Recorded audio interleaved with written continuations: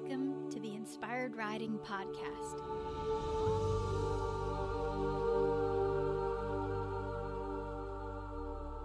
I'm your host, Beth Parrish. As a certified riding instructor, remote coach, and animal communicator, I bridge the gap between your inner and outer worlds as you strive to enhance all aspects of your riding. I'm here to remind you that you are powerful and more than capable of changing your reality with your horse time. In this podcast, I decided to interview my horse, Indy. If you haven't heard his story yet, I really want to encourage you to go back to the other podcast and check out Indy's story. So here we go. I ended up deciding to sit in my meditation chair and connect with him that way, because I know as soon as I go out to sea, he and Pepper actually dominates my attention. So I can usually hang out with them together, but if I were to hang out with Indy by himself, Pepper gets a little bit jealous and a little bit pushy. So he'll talk about that a little bit in the interview. So I just wanted to share what came up with him, and I really loved his insights. I hope you do too. So the first question I asked, how do you feel about your life now? He said, it's pretty simple. I like routine. I like my meal times. Pepper is pushy, but I do value his company. That's fair. I like that. And then I asked, what's your favorite way to receive love from humans? Is it the same for all horses? It's more about feeling a connection and knowing you belong. That heart connection is very special, and it is cherished by myself and other horses. Knowing you're always cared for, that's the best feeling. That one gave me chills. It was so sweet. So the next question, what did you think of Pepper when you first met him, and what do you think of him now? I thought he was pretty flashy and energetic. I liked how he amused you. He definitely has become a fun buddy. I wasn't sure at first, but now I like hanging out with him. That gave me some relief because I really wasn't quite sure, but this was definitely a good confirmation. So another one of my inspired riders asked him, how did you get so cute, and where did you learn all of your tricks? How was the process for learning the tricks for you? What did you like about learning tricks? So just so you know, I've taught Indy how to do funny face and a little bit of Spanish walk and how to bow. And I did that during a year where we thought he would never be ridden again. So I decided just to do that for fun and see what he thought of it. So here's what he said. I love making my humans smile and laugh. I also love treats.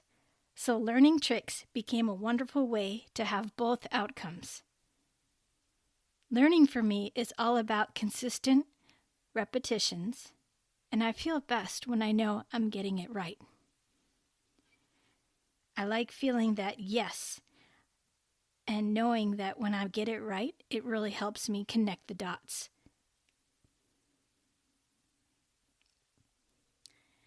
What do horses need from us to feel safe when they are taken away from their herd to new places?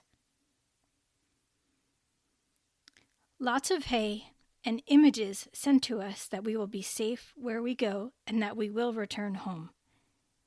Sometimes we make a fuss, but if we trust our consistent, clear humans, it makes things easier to deal with. I want to know the plan. We don't enjoy surprises. At least I don't. I totally get that. I don't like certain surprises either. So the next question someone asked, what do you like to do best with Beth? I like when she does Reiki on me and beams love at me. I also love doing my tricks.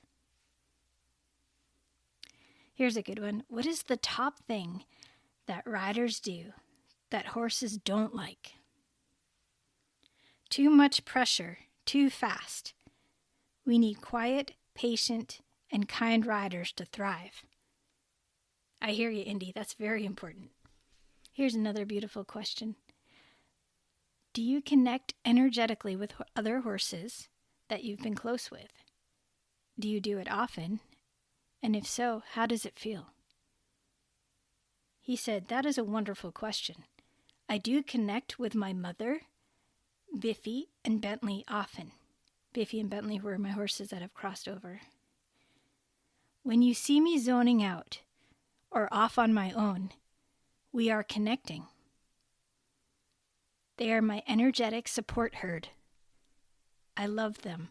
It makes me feel safe and less lonely. Wow, think about that, an energetic support herd. I'll bet some of you have that as well with your loved ones that have crossed over.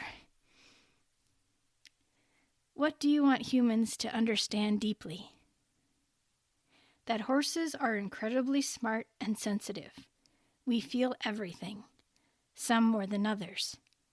Humans would really thrive with us if they truly took the time to let us process and develop our relationship and skills on our own timeline.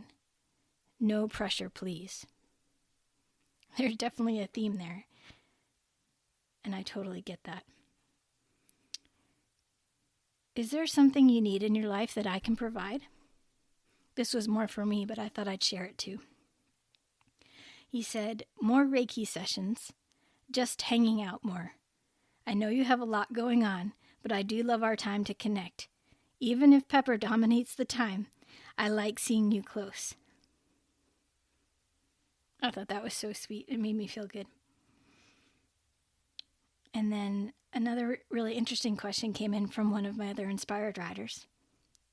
Does a human's consistent love, discipline, and care allow a horse to overcome the anxiety of rejection and PTSD trauma responses? He said, it really depends on the horse. Some are hardwired to be more reactive and take longer to let go. You know I was a mess when you met me. Our relationship got better when you took away any time pressure. It takes longer to release trauma than most humans have the patience for. I am grateful for your patience. Finally, I asked if there's anything else he'd like to say that I didn't ask him. And he said, find the time to just be. We love connecting and enjoying shared space. It's comforting. Love more, be more gentle. So there you go. That's my little interview with Indy, also known as Don't Call Me Junior.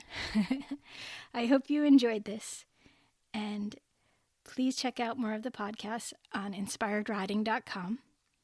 You can connect with us on facebook.com/groups/inspired riders, and you can join the group and get in on the conversations with us. Remember to lead with kindness for yourself and for your horse. Thank you so much for listening, and may the horse be with you always.